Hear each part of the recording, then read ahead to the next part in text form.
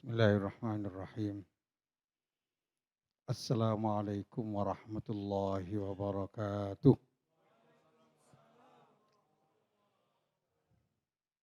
Alhamdulillah alladzi ja'ala syahra ramadhana syahra siyam wal qiyam wa syahra tilawatil Qur'an wa syahrul irfan. Asyhadu an la ilaha illallah wahdahu la syarikalah al-malikul haqqul mannan wa asyhadu anna Muhammadan abduhu wa rasulul mab'uts rahmatan lil anam.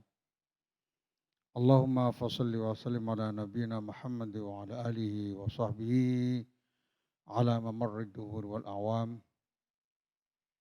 A'udzu billahi minasyaitonir rajim. Bismillahirrahmanirrahim. Wa idza quri'al Qur'an fastami'u lahu wa ansitu la'allakum turhamun. Pada zaman Rasulullah sallallahu alaihi wasallam, orang-orang kafir Quraisy tidak beriman, sebagian mereka tokoh-tokohnya, tetapi kalau mendengarkan Al-Quran itu suka. Setiap malam Rasulullah tahajud. Sejak di Mekah sudah tahajud. Sepertiga malam ketika Rasulullah tahajud, orang-orang kafir Quraisy sebenarnya kangen untuk mendengarkan tilawahnya Nabi Muhammad. Adalah 3 tokoh, diantaranya Abu Jahal, Syuraik bin Akhnas, Abu Sufyan.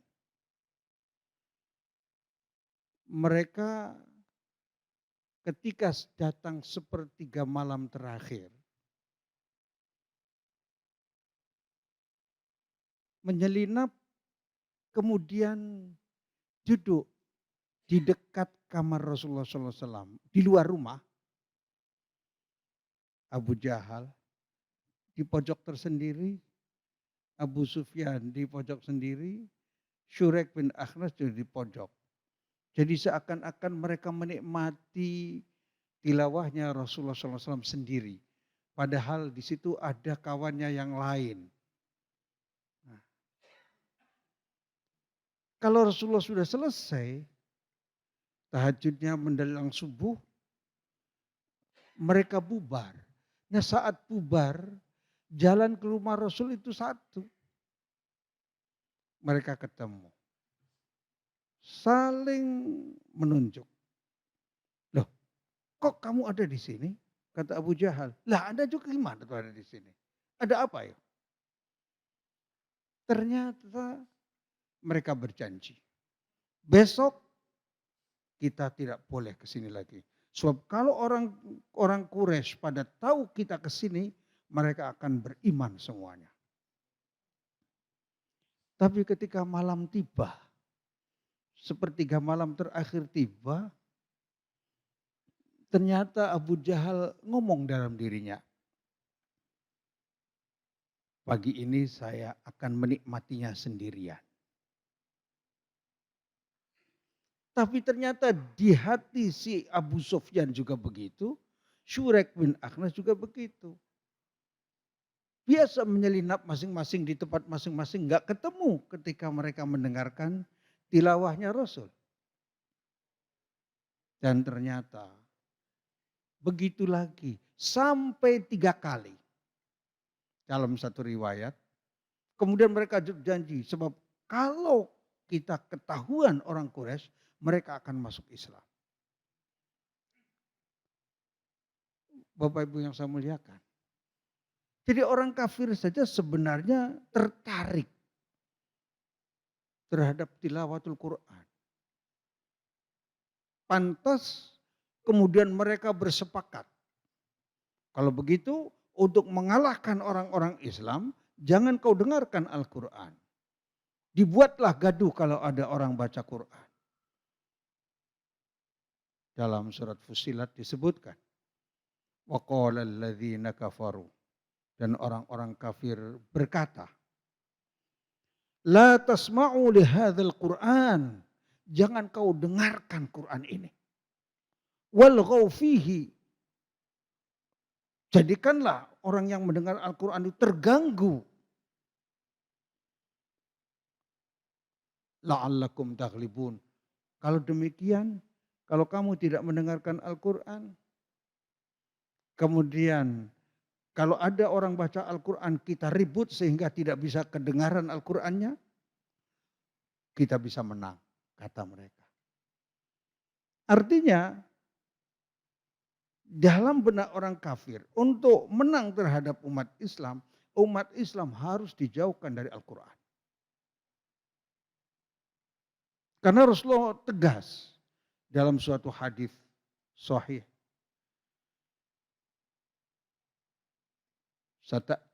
Satakunu fitanun, akan terjadi malapetaka. Fitan bisa malapetaka, bisa huru hara. Kaqita'il lailil mudlim, bagaikan gelombang malam yang gelap gulita. Satu malapetaka yang datang, huru hara yang datang, bagaikan kegelapan malam.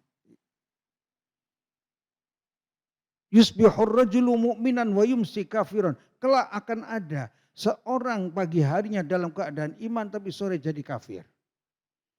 Wa yumsir rajulu mu'minan wa yusbihu kafiran. Sorenya jadi muslim tetapi pagi harinya jadi kafir.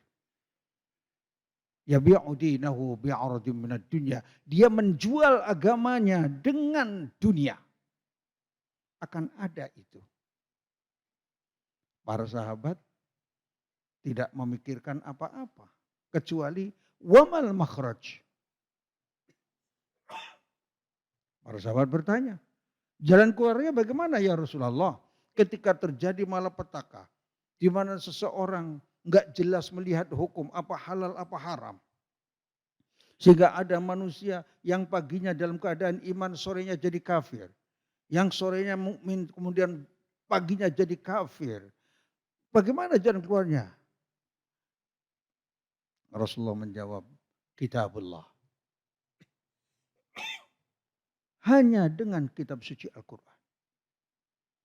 Oleh sebab itu, kalau umat ini ingin menang dalam persaingan, dalam ekonomi, dalam bidang pendidikan, dalam bidang sosial, hendaknya umat ini harus dekat dengan Al-Quran. Berinteraksi kuat dengan Al-Quran.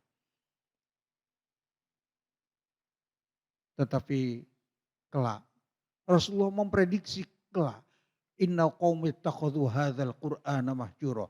Sesungguhnya kaumku menjadikan Al-Qur'an ini terjauh, terasing.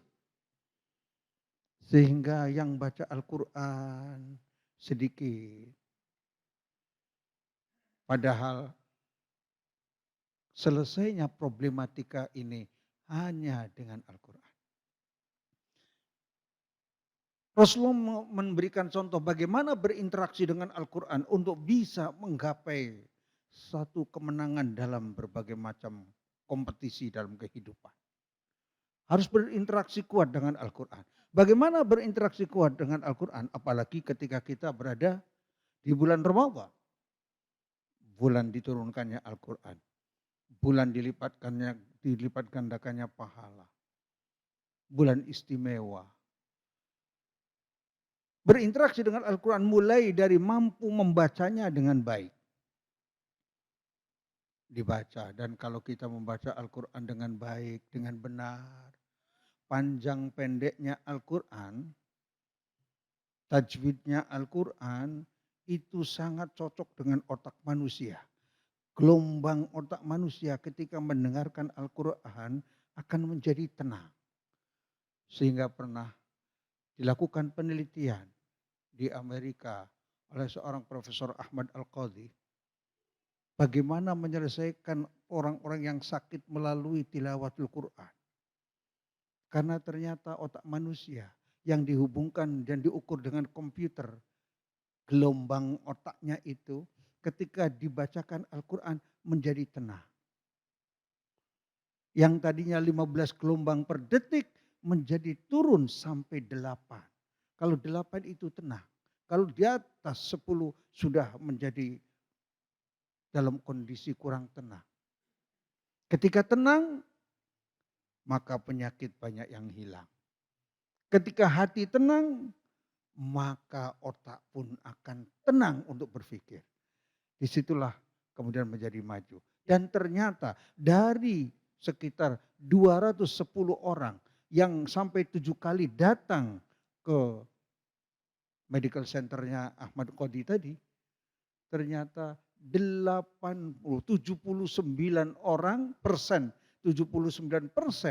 itu terpengaruh.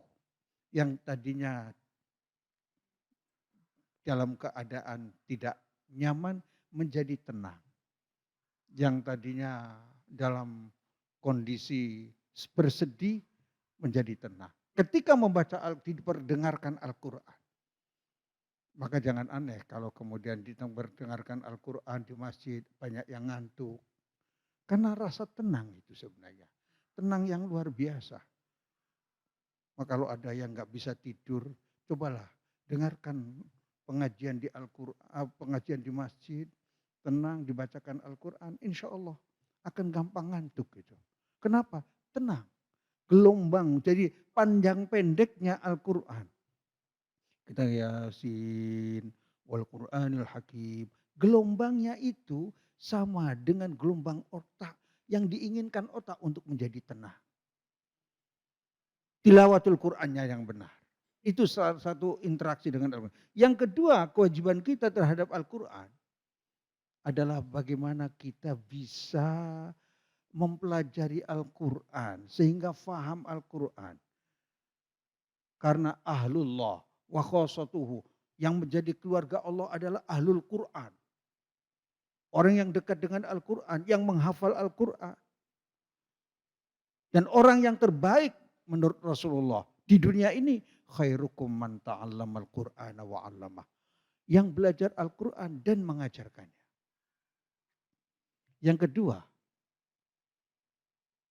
yang ketiga, cara berinteraksi dengan Al-Quran adalah bagaimana bisa mengamalkan ayat-ayat dalam kehidupan. Kalau Al-Quran menegaskan supaya hati ini menjadi tenang. Karena innal insana khuliqa halu'a. Idza massahu syarru jazu'a. Wa idza massahul khairu manwa. Manusia itu diciptakan dalam keadaan gelik, penuh gelik atau keluh kesah. Gelisah. Diciptakan seperti itu. Yang tidak gelisah itu adalah orang-orang yang sholatnya mudawamah. Orang-orang yang sudah memikirkan untuk mengeluarkan sebagian hartanya untuk sedekah. Orang-orang yang betul-betul melaksanakan perintah Allah. Di dalam surat Al-Ma'arij dijelaskan bagaimana orang-orang yang supaya tidak gelisah. Yang keempat, kewajiban kita terhadap Al-Quran adalah bagaimana kita memiliki hafalan. Hafalan Al-Quran, walaupun sedikit terus tapi punya. Sebab Rasulullah pernah bersabda, "Man laisa lahu fi qalbihi syai'un minal Qur'an kal baitil kharib."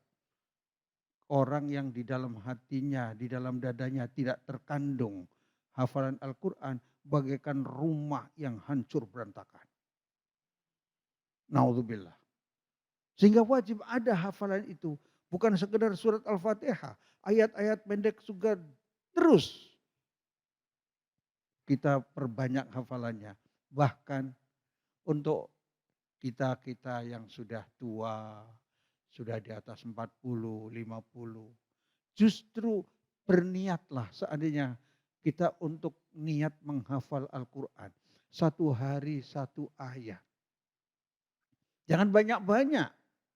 Satu hari satu ayat. Tapi hari itu zikirnya ayat itu. Kalau Tabarok itu 30 ayat. Hari pertama, Tabarakalladzi biyadihil mulku wa huwa ala kulli syai'in qadir. Itu saja wiridnya hari itu bisa ribuan kali, mustahil tidak hafal.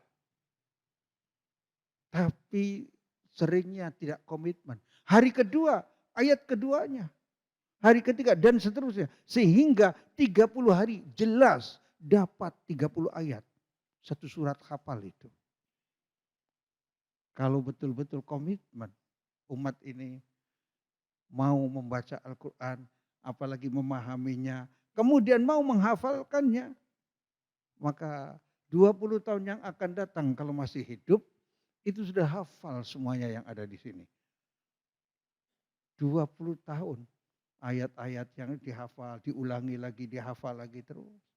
Insya Allah. Tetapi kita sudah tahun kemarin sudah lewat, tapi ya nggak tambah hafalan-hafalan Qur'annya itu. Karena memang nggak niat. Yang kelima, bagaimana kita berinteraksi dengan Al-Quran? Kewajiban interaksi dengan Al-Quran. Yang kelima adalah selain menghafalkannya, mentadaburi ayat-ayatnya. Nah ini mentadaburi ayat-ayat. Kalau ada ayat, katakan innal insana lafi khusr. Ini sudah dihafal. Tapi betulkah kita menghayatinya? Ketika di dalam surat Al-Hajj umpamanya. Tentang seandainya manusia dalam surat Al-Hajj ayat 70-an itu disebutkan. Wa iyaslubhumudz dzubabu la yastaqidhuhum. Kalau ada seekor lalat mengambil barang kita, sayur disedot oleh lalat. Itu kata Allah, manusia semuanya tidak akan bisa menyelamatkan makanan yang diambil oleh lalat. Kalau seekor nyamuk nyedot, gigit kita nyedot darah, itu masih ada darahnya. Tapi seekor lalat, ini Al-Quran ini kalau bukan firman Allah mustahil Nabi Muhammad tahu. Bagaimana seekor lalat ketika nyedot air yang ada di gelas ataupun kuah.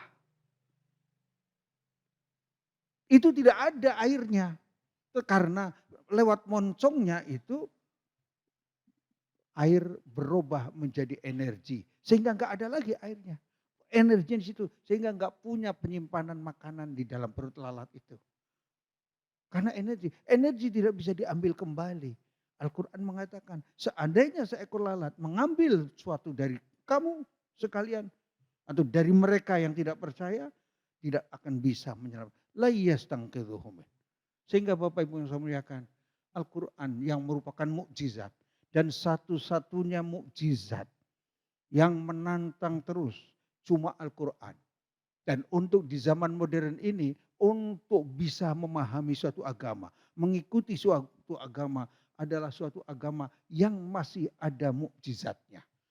Mukjizat Nabi Muhammad tinggal satu yang masih tersisa dan abadi sampai kiamat yang menantang terus. Siapa yang tidak percaya, maka buatlah satu surat seperti dalam Al-Quran.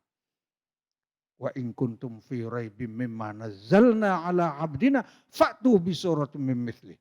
Yang sepadan, keindahannya sepadan, balaghahnya sepadan, ilmunya sepadan. Ternyata sampai saat ini tidak ada yang bisa. Ada yang katanya bisa, ternyata seluruhnya itu adalah palsu. Musailamah al-Kadzab katanya mau mengubah Al-Quran, gak bisa. Abad sekarang ini ada orang yang pinter bahasa Arab kemudian mencoba mengubah Quran sendiri. Tapi jauh. Ya, karena isinya, susunannya tidak akan sama dengan Al-Quran. Itu saja, mudah-mudahan di bulan Ramadan ini kita mampu memaksimalkan tilawatul Quran kita. Bisa membacanya sampai khatam berkali-kali. Sampai kita mendapatkan rahmat Allah, mendapatkan ampunan Allah. Dan di akhir Ramadan kita dilepaskan dari siksa api neraka. Aku qouli hadza wa astaghfirullah li wa lakum wal afu minkum. Wassalamualaikum warahmatullahi wabarakatuh.